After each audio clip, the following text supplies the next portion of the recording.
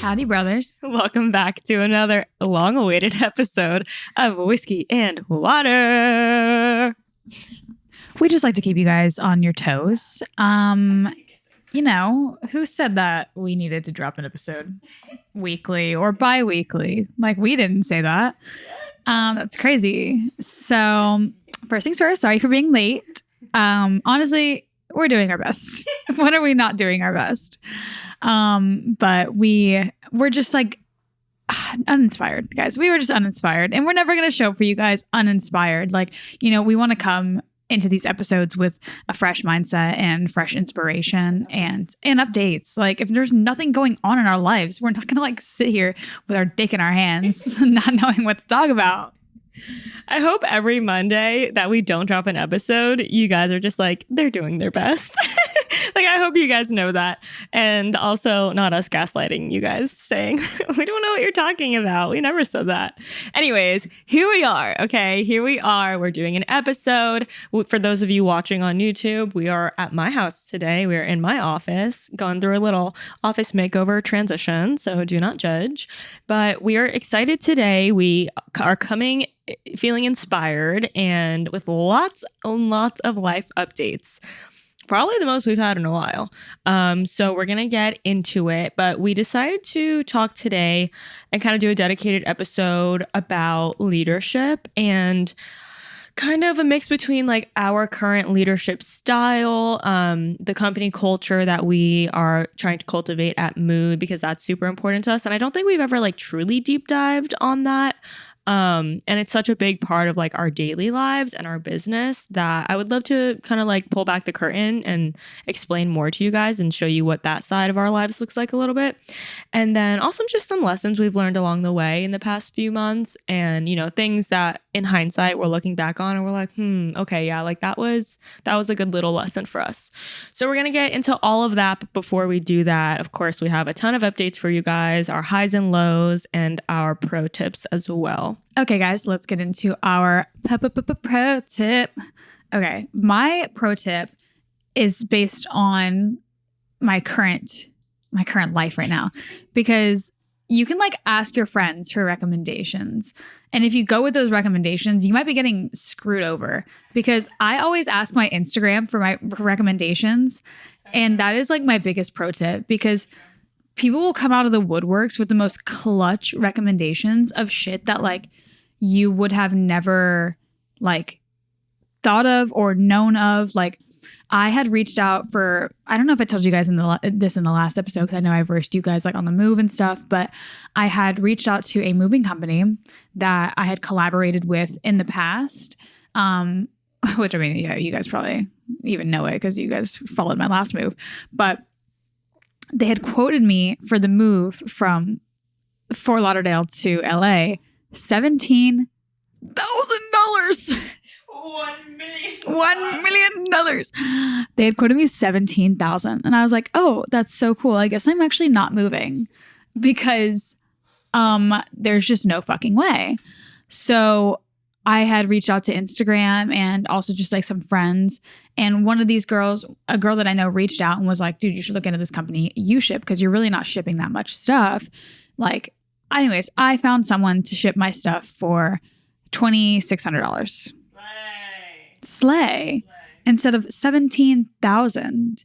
Also, I don't know. I feel like $17,000 was such a scam. Like, there's literally no one paying that, unless you're shipping like a mansion, like a literal mansion, or like, you know, like fine art, nice house, like, and my stuff is insured up to like $16,000. Like, I'm like, y'all are tripping. So that's my pro tip, is ask your Instagram, even if you don't have a following. Like, because like the people who are like responding to my stories aren't even like all my random followers. It's like friends that I know and stuff too. So always ask your Instagram for recommendations on whatever it may be. Yeah. And I do want to stress that you don't even have to be an influencer to do that. Like, I think it's literally just reaching out to your friends and family and like the friends from high school, the random friends who are like still following you, because people truly do come out of the woodworks. And it's funny because I've given that advice to people before. Like my sister, like she'll be like, "Oh, I don't know if I should, or I need a recommendation for it." And I'm like, dude, ask, like just ask in your stories, you know, like you'd be surprised how like, you know, just word of mouth and people just know people. That's how I found my cleaning lady.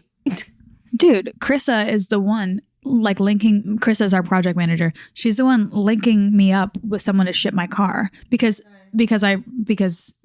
Michaela reached out, my assistant, for a quote, and she was like, yeah, it's going to be like $2,500 to ship your car. I told Krista that yesterday. She goes, dude, I can ship your car for $700. I was like, bet, brother.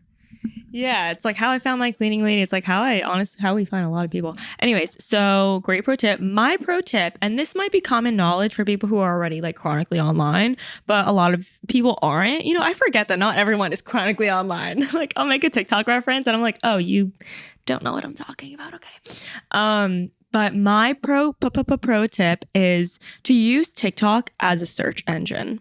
And this is a great bit of advice because if you were to Google something, a 10-minute long YouTube video is probably going to come up, and 10 sponsored articles that are not even like the answer of what you're looking for, but simply just like sponsored blog posts that are paid for.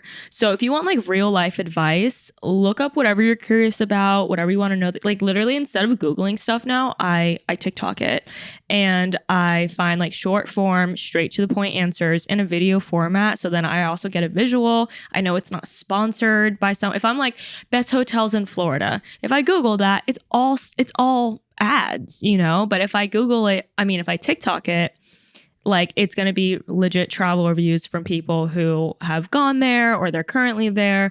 So that is such a great way. Like even when I got my lips done, the healing process, like when stuff was popping up, I was like, oh, what is this bump? Is this normal? I would TikTok it and they're like, bumps are completely normal when you're blah. I'm like, okay, yes, slay, we love this. So yeah, that is our very digital era pro tips. Let's get into our highs and lows recently. I mean, since the last time we caught up, I don't know, but my high and low is like just something like pretty recent. So my low, we'll start with that. My low is that some flights that I was looking into for like next week or the weekend after literally doubled in the past 2 days. They don't know that you've gotten your lips done. Oh, well, that's part of my catch up. So yeah, I also got my lips done, brothers. If you follow me on Instagram, you did see that, but we'll dive into that a little bit later. So my low is that the flights doubled, and I'm pissed about it because that's just such a bummer. Because I'm not gonna not buy the flights. Like I'm still gonna buy the flights. And then what I'm buying the flights for is also an update. So we're going to have to, sorry, I'm just breadcrumbing you guys. My high is that at Mood, we have recently decided to transition over to a 4-day work week. Today is Friday. We are not working for Mood at least. And I think this is like such a great move for us. And it's so funny because like, we've just been like, you know, there's this concept, and I think England somewhere just like adapted it where it's like for all of their citizens, one of those countries. So, you know, it was always like, damn, we really need that here in America. Like we would love a 4-day work week. 2-day weekends are way too short. Like we need a day to rest, a day to clean up and get your life together, and a day to have fun. Like you just can't do all that in 2 days. And then we were like, wait, we literally own a business with employees. Like, let's do this. So we started implementing that this week. Today is our first Friday off, and we're so excited. And like, I'm excited for our team to also like have that kind of flexibility and like more free time. And I think they'll be like more productive Monday through Thursday. And it's just such a cool feeling, like being able to implement something like that and be the change you want to see in the world. Oh my goodness. I personally am just stoked about not having to wake up for a 9 a.m. meeting on Fridays. Cause like, fuck that. What were we doing? I was like, there was a point where I was like, woke up for that and I was like, I'm pissed right now. I'm pissed. Like, and I own this company. Like, what are we doing? So I'm stoked about that. And I'm just like stoked about like not having meetings and calls like in my mind for these days, because it's more about like the bandwidth than the actual work, because like I am going to sit down today and like edit photos, but it's like different. We don't have to answer to anyone. Yeah, like the team's not going to expect answers from us. And honestly, I love going out on a Thursday night and then like working leisurely on a Friday, and then like having my Friday night to like chill. And then I don't know, it just feels like it just makes the weekend so much longer. Yeah. Yeah, so we are super stoked about that. Did you do your low? Yes. Okay. I'll start off with my low. My low, I'm sure you guys can hear it a little bit, is that I'm sick. Don't know what that's about. And I've been fighting that. And it's been also like infringing on my sleep. Like I cough like a little bit throughout the day, but then the minute my head touches the pillow, I can't breathe, which is just so fucking shitty. And like I'll like start passing out and then I'll like have to cough, and it's like a new form of torture. But I am getting better. I'm on the mend, so we're happy about that. And then my high is that like the move is finally feeling digestible, and like I'm not as overwhelmed. Like I'm still a little overwhelmed, but you know, now that like we've solidified who's moving the stuff and like those details, and like, you know, I'm have a call today with the girl that might ship my car. So I'm like happy that like things are kind of getting in motion, and I've like come to terms with like everything that I'm getting rid of, you know, because it's like so hard to part ways with everything that you like own.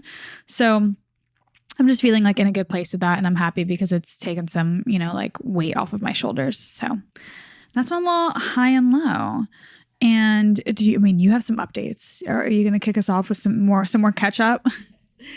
Yes, brothers. I got lots of updates. I mean, if you follow me on Instagram, you've probably seen all this, and I've been like so delayed in my Instagram updates. Like, okay, so yeah, so all right, we're gonna rapid fire this because there's just a lot to go through.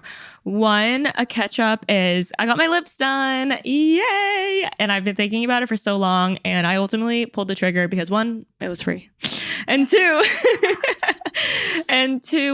I was like debating. I was, you know, on the fence. I was like, you know, I think I identify a lot and take a lot of pride with being natural, you know, and like not having anything done. But then I kind of dissected that and like what that really meant to me. And upon further review, it doesn't mean shit. No, but I was just like, you know, it was more of a curiosity thing. Like if I don't do it now, when? I feel like that is our like mantra for this season. If not now, when? We like keep saying that. And I'm just realizing. Epiphany. But yeah, it was like, if not now, when? And like I'm always going to be curious about it. So I did it. I'm very, very happy with them. I went to Peace Love Med in Boca, best in the game. If you guys want to check them out, I've tagged them like on my stories and stuff, and you can look up their Instagram handle. They are so good at what they do. And it's truly an art craft, man. She sat there for like low key, like 10, 15 minutes, like tediously making sure there was a perfect amount in every, like she went back over areas, added more. Like I was like, wow, I didn't realize, like I thought they were just like boop, boop, boop, boop, done. But it was a lot more intricate than I thought. So yeah, very happy with them. And so that's that update. The next update is that I got a puppy. This is some very exciting news. Basically, a family friend of ours had a litter, and what? Not me putting what on Instagram. What? Oh, lighter? A liter? A liter? No, I was just gonna say that clearly she needed something to fill the void of my absence, so she decided to get a puppy. No, literally, I was like, I need a new best friend, so I'm getting a puppy. Just kidding. So, but yeah, it's crazy. I mean, it was kind of an opportunity where like we had a chance to get a great, you know, puppy from a great home. Where it's coming from isn't a breeder. Like they just had a litter, and they're also a vet. Like she's a vet. So I was really confident about that. And then one of our best friends got our puppy's brother, so now they can stay together. And it's just like, you know, a good opportunity. Tyler was begging me for a week, and I was pretty against it at first. And, you know, like I shared on my Instagram stories, I think what it boiled down to is I was just really afraid of the change, you know, because it's been me, Tyler, and Ellie for the past 3 or 4 years now, and I am so used to that. So thinking about just adding another family member into the mix, it's so funny. Everyone's like doing pregnancy announcements. I'm like, a puppy announcement. But I love it. I'm happy with the decision. You know, I definitely was hesitant. I was nervous. I was scared, but I've already like experienced so much joy, and we're laughing so much because puppies are just crazy. And like watching her get the zoomies, like it's just pure serotonin. So I feel good about it. I'm happy. And her name is Bella. And fun fact, at first it was Bella. And then I like told everyone it was Bella. And then everyone was like, oh, that's so crazy. I have a dog named Bella. Oh, that's so crazy. Blah, blah, blah. And I'm like, you know what? Bella isn't unique enough. I need my girl to stand out from the crowd. So we went with Bela. Her name is Bela, and we love her. She's a purebred black lab, and I'm so excited to be a mother of 2. All right, next update is that this flight that I booked, I'm touring wedding venues. Finally, we have some motion with the wedding after 4 years of putting it off and talking about it for a year and nothing happening. So I'm working with a wedding planner. She's doing partial planning, which is crazy because she's only locking in 3 vendors, which is like she's going to be the hardest vendors, like the venue, probably like the rentals of the tables, and then like catering, and then I'm in charge of pretty much booking everything else. But it's so good because things are actually happening. I picked out my top 3 venues up in North Carolina. That's where I'm doing it, and I really just want like a mountain vibe. So I'm very, very excited for that. And it just feels like a really long time coming, honestly. Like I've been talking about venues for the past year and like nothing's happened. So I'm very excited about this. I'm not excited to put down a deposit, but that's okay. You know, gotta do what you gotta do. And I think that's it. Other than, yeah, I mean, we have a few like mutual updates, but I'll let Jess go into that because I'm done rambling. And so begins the hunt for my +1. No. I'm gonna a year, like to date. Yeah, I have a year. Got a year. I'm gonna start a TikTok series. I'm the only reason I'm dating is for a +1 for this wedding. And it needs to be the most perfect +1. They've got to dance, they've got to be fun, they've got to be funny. They gotta get along with Tyler. They have to like dogs. So it's going to be really fun. You guys stay tuned for that. If I'm not in a fucking solid relationship in a year, I will kill myself. Just kidding. I don't need any man. But I am excited to start dating in LA, guys. Because down here, it's crusty, rusty, dusty. We have the bottom of the barrel pickings in South Florida. In California, not LA. Yeah, I am excited to date just in California. So yeah, I'll keep you guys posted on how that's gonna go because I'm excited. I'm excited for like new possibilities and just people that are like more my vibe. Because like down here, no, they're like, you know, they're holding up a fish in their profile picture and they are still dick riding Trump all these years. So that's what I have to sort through. But I mean, I don't really have much else to catch up on except for the move. Yeah, so we did do our first live Q&A session for SOAM, which was really, really exciting. We put a lot of work into it. And we had a TikTok pop off like the day before we did it, which was really exciting too. One of our TikToks hit like 100K, which was so cool, and like had like almost 800 comments, which was just absolutely wild.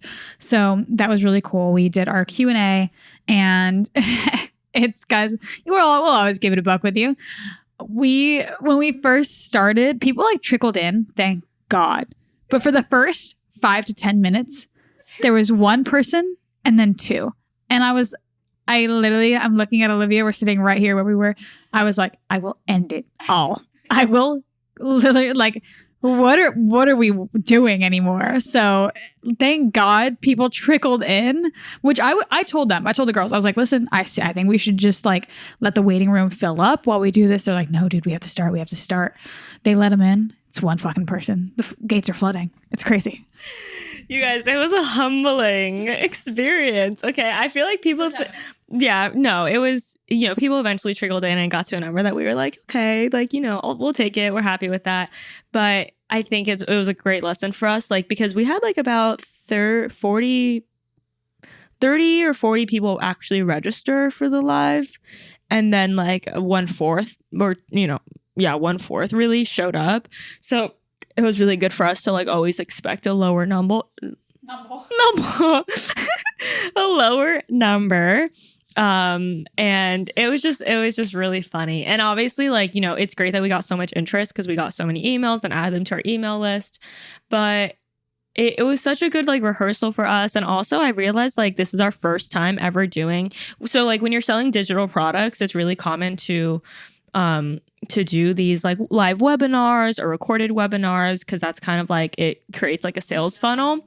But that's like all new to us, you know, like as much as we are like these, like we are business owners, but we own a creative agency. Like digital products and a digital product company is new territory for us. This is the first time we've ever sold a course or a digital product. So it's been a really interesting and fun like learning curve, because I told Jess that day, I'm like, when was the last time we did something for the first time, you know? And like and a part of that was like so nerve-wracking, because I'm like, oh my God, like I was so nervous and scared. Like I kept thinking about it. I was like, I just want it to be over already. Like what if something goes wrong? What if we have technical difficulties?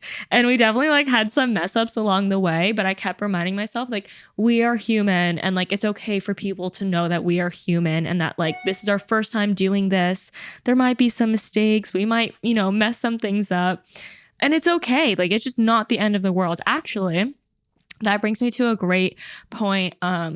We did a team bonding with our agents, with our team, with our mood team this past week. We try to do one once a month, and we played a round of We're Not Really Strangers, and the question was, what are you still trying to prove to yourself? And one of our team members, Amelia, shout out Amelia, we love her. She said something really great that really stuck with Jess and I. And she said, and she credited it to a podcast or something else that she had listened to, I think. And the quote was, "It's okay to be seen trying," I think is what it was. And that was amazing. We were like, oh my God, Amelia, slay. Like, that's so good. It is okay to be seen trying.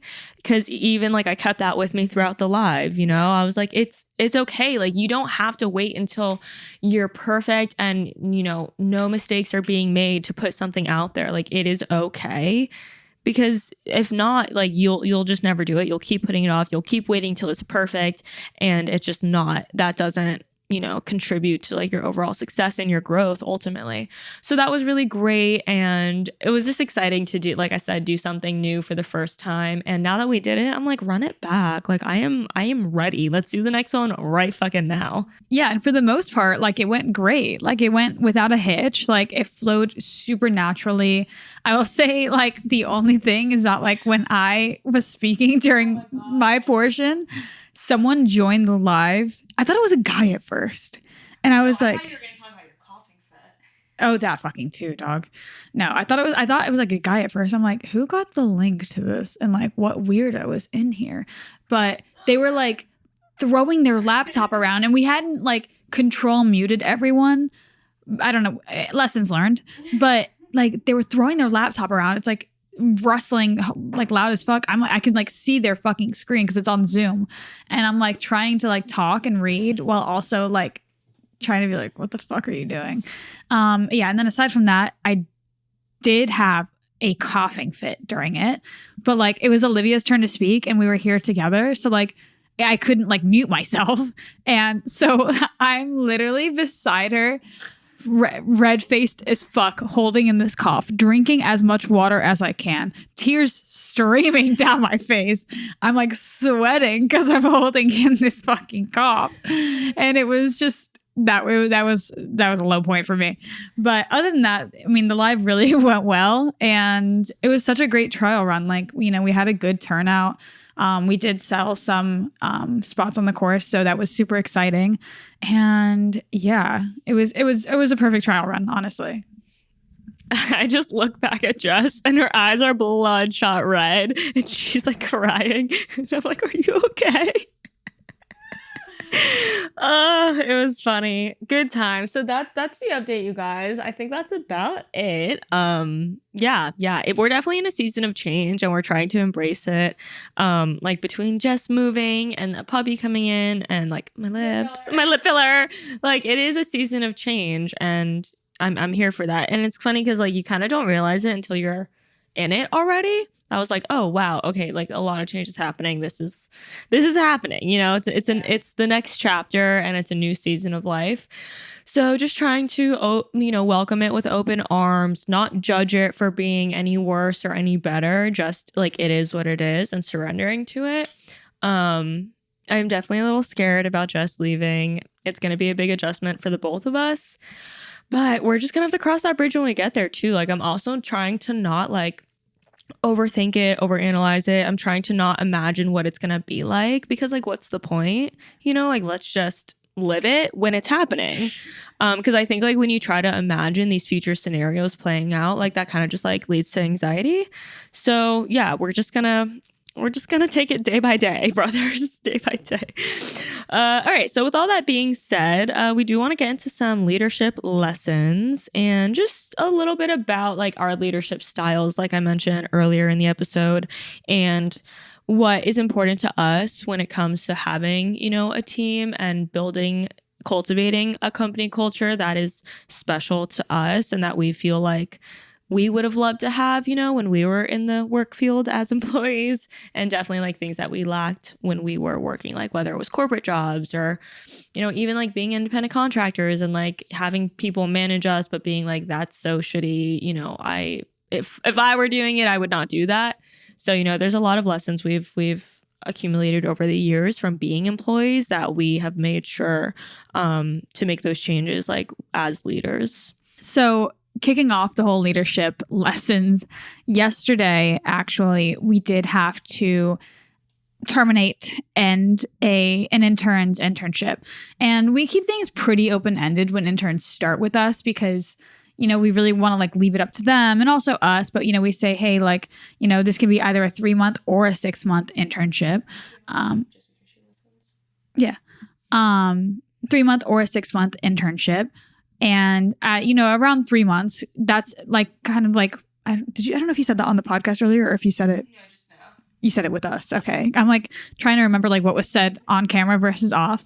But it takes around 3 months for us and our employees to get acquainted, like for them to like really start understanding like the flow of how everything works and getting comfortable with like bringing things to us and feeling comfortable, you know, like, you know, it's intimidating starting any new position. So like, you know, we do our best in those 3 months to like, you know, make them as comfortable as possible and, you know, giving them as much grace as possible while they kind of like learn the ropes. And also for us to kind of suss them out and see if they're a good fit for the company and good fit for us.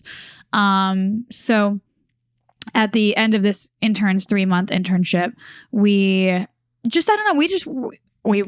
realistically just like weren't super vibing. There was a few things throughout the internship that kind of were like kind of confused us. Like we would like end a meeting and we'd be like, we feel like she was mad at us.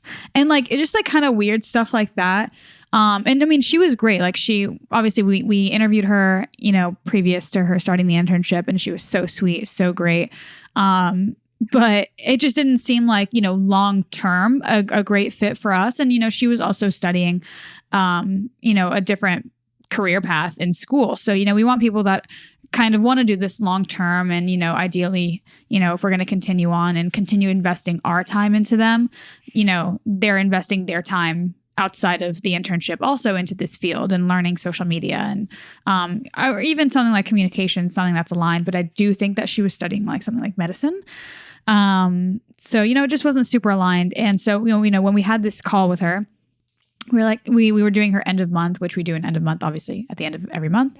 And we were like, hey, like, how's it been going? And she was, you know, she wanted to continue her internship. And, you know, that was kind of difficult because it sucks when you like aren't on the same page as someone. And, you know, like she was still very excited about the internship, wanted to continue, you know, do the full 6 months. And then she also said like, would love to get a full-time position after this. And we were like, oh, that's crazy because no one has a full-time position here. And it's just, you know, it wasn't just like super aligned with us. And so did kind of have to like rip the Band-Aid off and say like, you know, we've loved having you and appreciate all the contributions that you've had.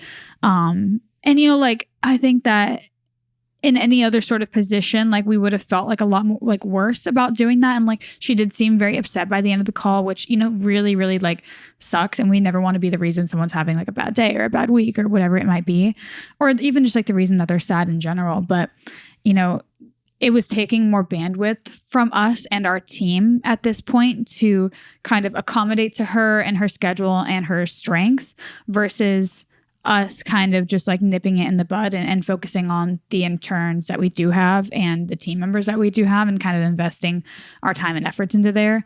So that was like definitely a hard conversation for us to navigate. And it sucks kind of, you know, again, when you're not on the same page as someone and kind of having to cut them off, especially when they're so willing to continue working for you.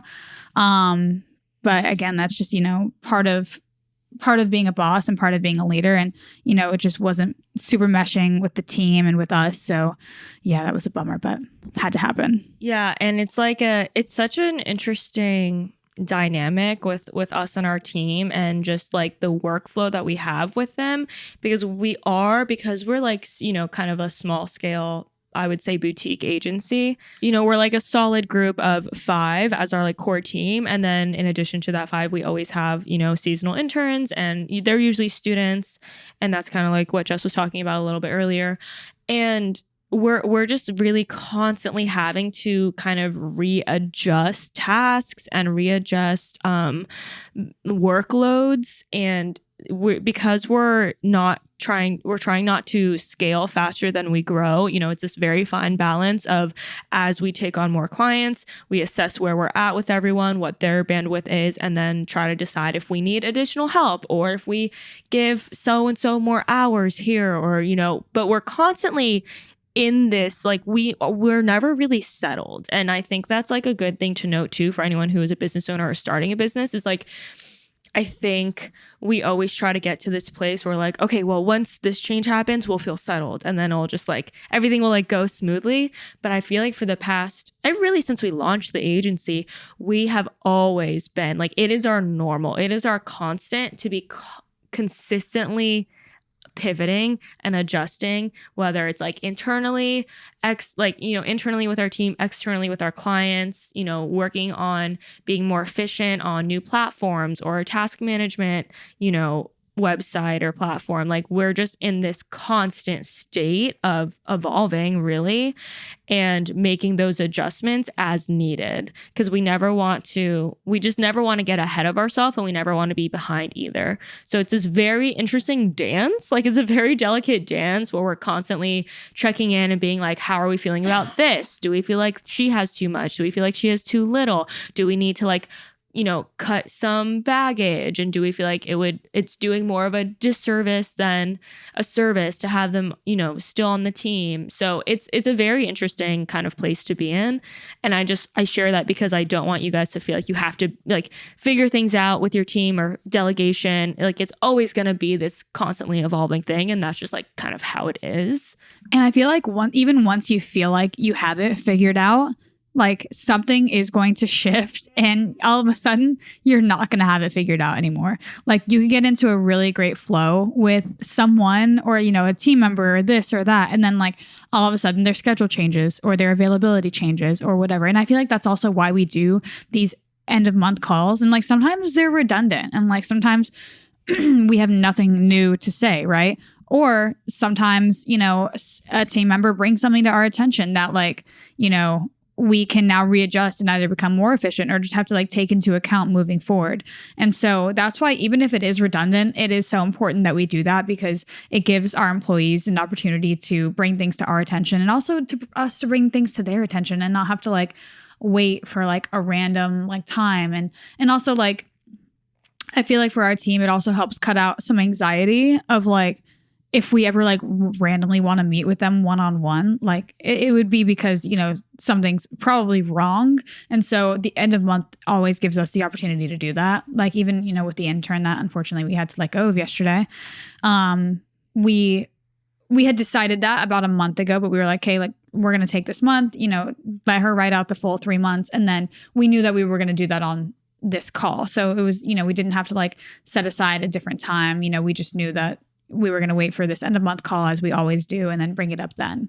I think it's really important to implement things like, you know, those routine checkups with the people who you're working with and who are working for you. Like, I would even love to do it with our, you know, other assistants who help us in other aspects of our life, you know, like our content creation assistant, our influencer assistant. And like, you know, I think anyone that you're working with on a one-on-one basis, those like should be scheduled ahead of time just to like touch base and see where you're at, see how things could be more efficient, see if they have any constructive criticism for you. Like I know that's a big thing for us on these end of month calls.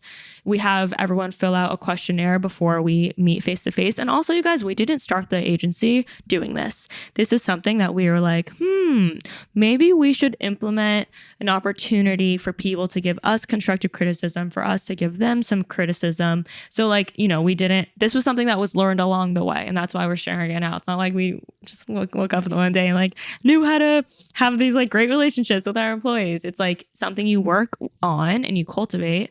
But so we have these forms and we have them fill out this questionnaire, and we definitely like multiple times throughout the questionnaire emphasize like, please let us know how you think we could be better leaders, how we could be better bosses. Like don't ever be scared to give us that constructive criticism, because if they don't, how will we know? You know, I mean, it's even better that we have two of us, because we have each other to hold each other accountable, to call each other out on things, or we're like, I feel like that could have been said better, or whatever it may be. Like, I think this is even more important if it's just you managing people under you.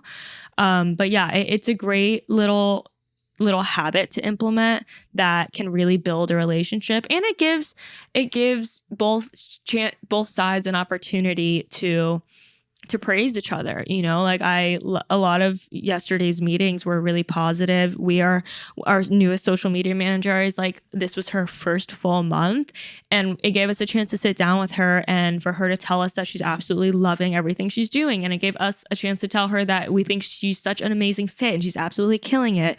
So like without that time set aside, that might not come up, you know? So it is also an opportunity to reassure each other and kind of just validate that like they're on the right track and they're doing a great job. Yeah, and even yesterday with our paid intern, Amelia, like we were like, you know, we feel like you're such an asset to this company, and she's like, that's crazy that you guys are saying that, because like I've been like insecure lately and like wondering if I am an asset because I don't have a defined role here. And we were like, no, dude, like we love having you here. Like you are so helpful to the team. So like even like stuff like that, and kind of just to expand on like, you know, making the space for these conversations. You have to also, you can't just talk the talk. You have to walk the walk, because people wouldn't bring things to your attention for like constructive criticism if they didn't feel like it was a safe space to do so. And just because you throw up a Google form and say, fill this out, like this is a safe space, doesn't mean that it is, you know, and that doesn't mean that they feel comfortable bringing these things to you. So you also have to be, you know, creating a safe space in the daily workplace, not just in a Google form at the end of the month, because, you know, if they don't feel comfortable, they're not going to bring, you know, constructive criticism to their boss about like how they could improve, which I think that, you know, we have been fortunate enough to create that safe space. And again, constantly humanizing ourselves and also humanizing our team, I feel like has been, you know, one of the biggest things for us, because we are constantly taking accountability for things that we are doing wrong before they're even like brought to our attention. Like if we feel like we came up short somewhere or that we fucked up, we are the first ones to say it. No one has to bring it to our attention. No one has to call us out for it or say like, oh, like, weren't you guys supposed to do that? Like we're the first ones to say that. So, you know, if something does kind of like, you know, slip between the cracks or fall under the radar for us, which, you know, happens all the time, the team has no issue bringing that to our attention, because they know that we're not going to be like, worry about yourself. You know what I mean? Because like that's what it takes to run a company efficiently. And that's what it takes to have the type of team that we have cultivated. Yeah. And I also want to say that you can't expect the people who work for you to take accountability if you are not taking accountability as well. Like it's truly a lead by example type of situation, because you know, like you just can't expect them. If you're like, I'm never wrong, I do everything perfectly, I'm the boss, so that means I make no mistakes and that everything I do is right, even if I'm fucking things up, you can't expect them to be like, you know, the punching bag and be like, oh yeah, I fucked up on all of this. Like as soon as you take accountability for the mistakes you've made or the things you could have done better, it allows the people who work under you or with you to also kind of be vulnerable and let their guard down and say, okay, you know what? I fucked up here. This is my mistake. It's on me. And it just makes it so much easier for them to do that. You know, like when they see that their boss is doing it, it gives them permission to do it as well. And kind of even just like expanding on having these difficult conversations. Like, I think Olivia and I's situation is a little bit more unique because of how like almost like tight knit of a team we are, and like how much we really kind of like have to vibe with a person, like personality wise, you know, not even more so than like kind of like their work ethic and stuff. Like they have to be a good personality fit and a good like personality hire as well, because we do spend so much time together, especially for, you know, a position like our assistant or a position like our project manager, where we are talking like 24/7, like constantly together. So as an example, we had a difficult conversation with a team member a couple weeks ago where we felt like it wasn't a safe space for us to be vulnerable and like for us to, you know, be fully transparent with them. And, you know, we felt like we were maybe like getting a little judged here and there. And like, that's a really like kind of weird conversation to have with a team member, especially, you know, someone not necessarily that works under you, but that works for you, you know, because it's just kind of, it is by nature a weird dynamic. And, you know, us coming to that person as like the bosses, and we were like, hey, we feel weird, but like, but we had a really vulnerable conversation, and, you know, it was super beneficial for all of us because now we're in such a good place. And even during our end of month, we all said like, yeah, since that conversation, we feel like it's been such a better vibe between us all. And we were feeling like, I don't know, we were feeling really weird, you know, before we had that conversation with them. And we were like, how are we going to navigate this? Like, this is uncharted territory for us. Yet, you know, we pushed past that uncomfortable feeling, that icky feeling. And, you know, now the relationship and the working relationship and even like the friendship has gotten so much stronger. And it's all because, you know, we had an uncomfortable conversation. Yeah. And it can feel like sometimes you don't have to wait for something to be so big of a problem that you have to bring it up. Like, I think even in that example, it was kind of like a small-ish thing, but Justin and I have gotten really good. And I think it's like a skill that needs to be like worked on, but we've gotten really good at listening to these whispers and like being in touch with like really our like things that are bothering us, even maybe even subconsciously, you know, like for a while things will like it'll like tickle a part of our brain and we're like, ooh, okay, don't like how that feels. And then we'll run it by each other and validate each other. And then we're like, okay, this is happening. We should address it, whatever. But it's not like this blowout, you know, issue or problem that needs to turn into a argument or anything like that. So really it's like, you know, it's these small things too that really just don't, maybe it's just they don't sit right, you know? And I think even if it's something as small as it not sitting right, at least for us and our company and like, you know, how we would hope more workplaces become, is that those things are brought up because the people you work with, you know, that relationship is so important to like the fulfillment of our overall life, you know, like we do spend so much time with the people we work with and it's so important to enjoy that dynamic and not have it give you anxiety. Like that's the worst feeling ever. And that's not something we ever want our employees to experience or us to experience. So, you know, even if it's something as small as you don't like the tone of something, and it really like these hard conversations are just clearing the air. You know, it's like, hey, I just want to clear the air of this little thing, or, you know, I've noticed a pattern where it's become uncomfortable or whatever it may be. I just want to stress that no matter how little it is, I don't want you guys to feel like, oh, it's too little to bring up, because it's not, you know, especially if you are in the leadership position, like no bothering is too little. You know, if it's making you uncomfortable, it's worth bringing up and squashing it. Although it's going to be a little more uncomfortable before it gets comfortable, it's worth it. Because on the other side, it enables like such a better, healthier line of communication and just relationship at the end of the day.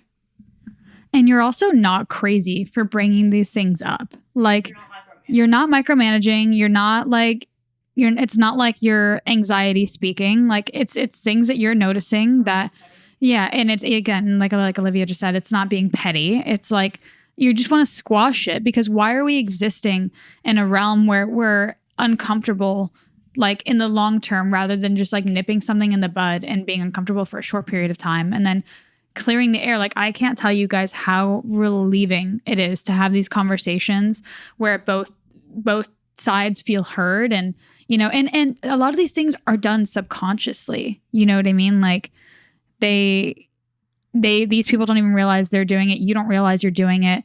And again, it's just like Olivia said, like it's a tickle of the brain, and it's like, oh, okay, like don't love that. And you can either give someone the benefit of the doubt and move on from that, and then maybe bring it up at a later time. But like, if you continue to like take inventory of these things and not doing anything about it, you are building resentment for yourself, which will ultimately result in one of these like blowout sort of conversations, or having to fire someone, or having to leave the company because you were the one who let all of these things accrue, rather than just nipping them in the bud and moving forward and creating a healthier workspace for you and the other person. Yeah, and I also do want to stress that this is such a trial and error, and like really a journey that requires a lot of patience, because like, I don't know, it just, in hindsight, seeing like our progress in the past few years with the agency and with building a team, it's so clear to me how much we've improved, how much the dynamic internally has improved. Like things are feeling less awkward. The team is, bonding more. We feel more like friends. Things are going more smooth. We're like literally attracting these dream employees who are such good not only personality matches, but like work ethic matches, and like experience matches. Like, they are just checking all of our boxes, and it wasn't, and we're checking theirs, like, and it wasn't always that way. So just be patient, because it really feels like a piece of like pottery, like a big pound of clay at first that you're just mounting on a pottery wheel, and like slowly but surely you are able to mold it to exactly what you want it to be. And like, we're seeing that, even with the clients that we currently have and the leads we have coming in, they're so much more aligned than they were a year ago even, and I think that because of us saying no to some clients that didn't align with us, that is like energy going towards clients that do align with us. And it's such an energetic thing. And I just feel like we're in such a good place, again, with the team, with our current clients, with potential clients, where it's really all feeling very aligned. And I do want to stress you guys, it doesn't start that way. It does not start that way. And it's not easy to get there either. Like, we have gone through hell and back. We have gone through these lessons. We've had these really, really hard conversations. Like, it's not a glamorous thing, but with patience and with nurturing, these dynamics, you do get to a place where things just really start to feel super, super aligned. Yeah. And even yesterday, after we had the end of month with our social media manager, and it's her first month, she was like, dude, these clients are amazing. They're so laid back. They're so chill. They're so nice to work for, all these things. And I'm like, yeah, babe, it's because we did that. Like, it's because we won't work with clients who aren't like that. And that's because, again, we've gotten to the place where we have trial and error learned what we're willing to accept as an agency and what we're not willing to accept. And like Olivia said, because we've said no to clients who weren't aligned, like, and that was just recently, just this year, a couple months ago, we had a really difficult conversation internally where, a potential client who we were literally about to sign, like just one signature away, about to sign, we had to kind of pull the rug from under them and say, sorry, we're actually not going to sign you because we don't align with the way that you've been speaking to us in the last couple emails. And it wasn't this huge thing. It wasn't this huge blowout. They didn't insult our fucking families. You know what I mean? But it was just something that, again, tickled our brain the wrong way a couple times. And we were like, you know what? If this is how it's going to be, we're simply not going to allow it.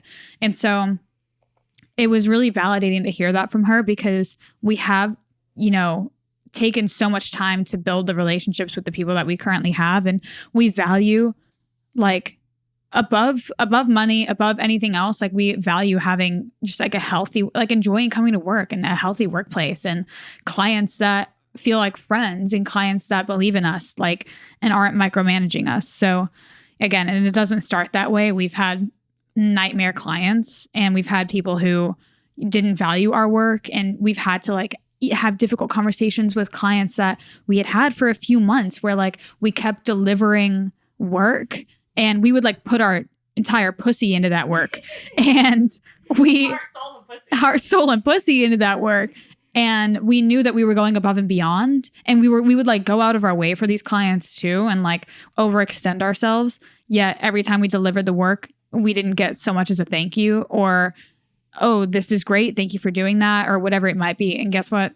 We X'd those clients too. Even though the money was great, even though that everything was great, it's because we took an inventory of how we felt after each campaign. And although it was like a great client, like, you know, what the product was and we enjoyed doing it, it just wasn't aligned with like their team, honestly, at the time. And so, yeah, we had to like even nip that in the bud. So these things are difficult, but you will kind of, as long as you're listening to your intuition, you will come to a good harmony within your business.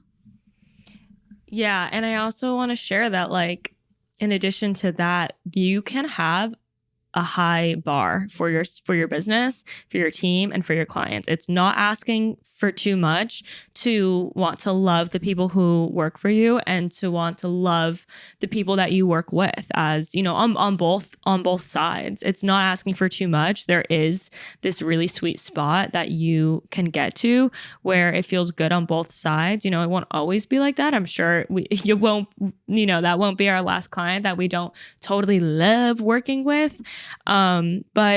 But it's not asking for too much, especially where, you know, I think oftentimes Jess and I have to remind ourselves like, oh, wait, we can control things here. Like, we are the bosses, we can control this dynamic, and we have to constantly remind ourselves of that, because it's like, you know, if you get lost, even with the podcast too, it's like when we were thinking about doing our rebrand 2 years ago, we were like, oh, but I don't know if we can do that. And we're like, what the fuck? Of course we can do that. We're running the show. We can do whatever we want, literally. And we're always like reminding each other of that. I don't know why. I think it's just such a habit to be like, oh, we have to do things a certain way. And it's like, when you work for yourself, you know, there's a lot of pros and a lot of cons that come with that. But a pro is that you have the power to choose how you want things to be. So, you know, not that should be abused in any way, but it's an honor and it's a privilege to have that power, because you really can decide how you want things to be in your business, and also like decide what experience you want your employees to have working for you. You know, like,